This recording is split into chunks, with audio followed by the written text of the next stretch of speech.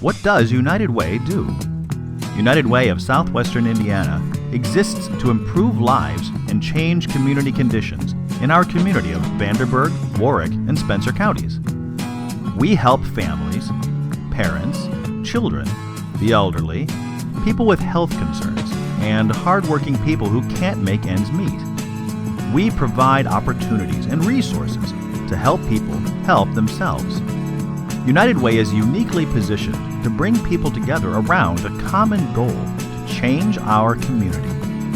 When we're united with schools, businesses, agencies, and government, we can lift people up and help them on their way to self-sufficiency.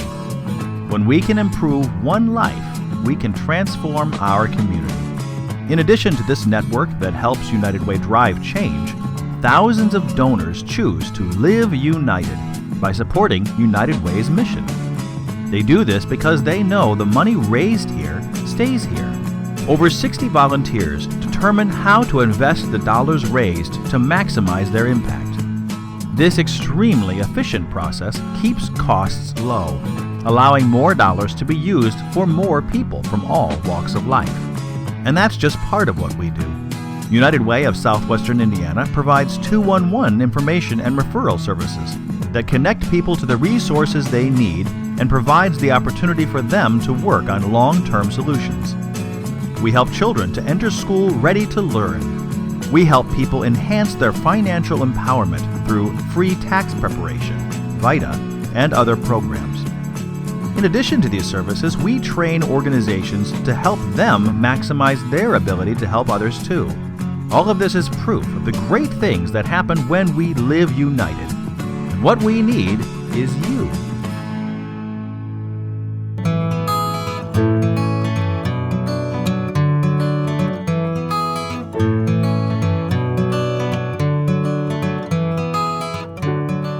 My name is Kyra and I utilize the services of United Way.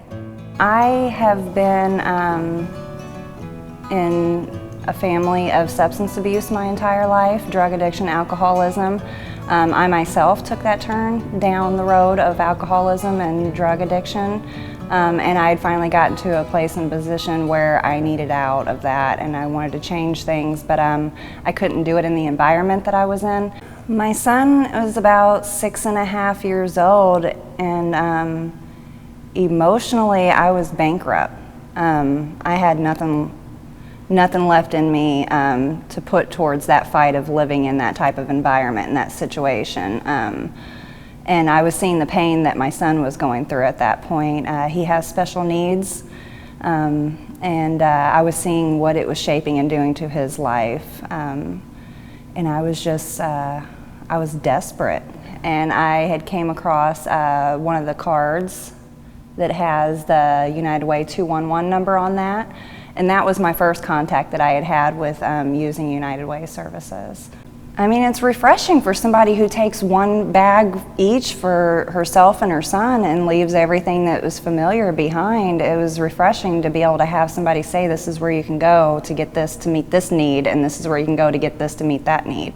And that was my ultimate goal at that point, was, you know, to learn to be self-supportive and to get me and my son in a position, a place where I can start learning to find stability for me and him. So after some calls, I eventually was able to go to the YWCA with him. You know, United Way let me know about the different shelters. The different shelters let me know about the transitional housing. The transitional housing let me know about the permanent house. I mean, it's just this kind of thing that unfolded for me. The services that the Goodwill Family Center provided, gosh, there's a long list of them. Honestly, you know, I basically learned how to live while I was there.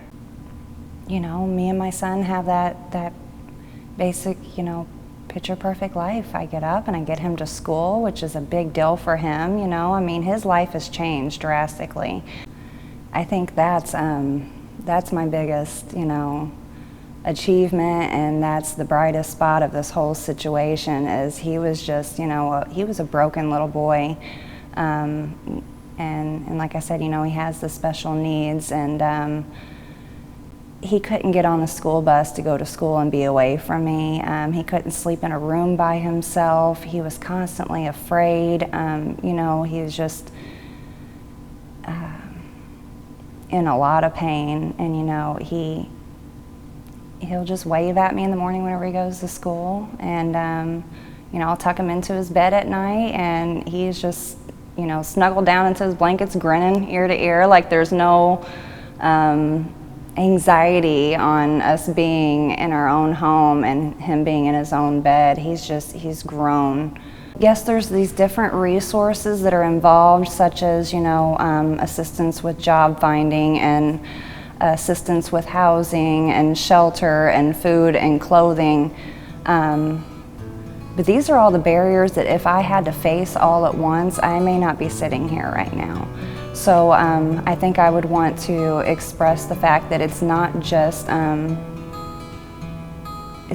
means to an end.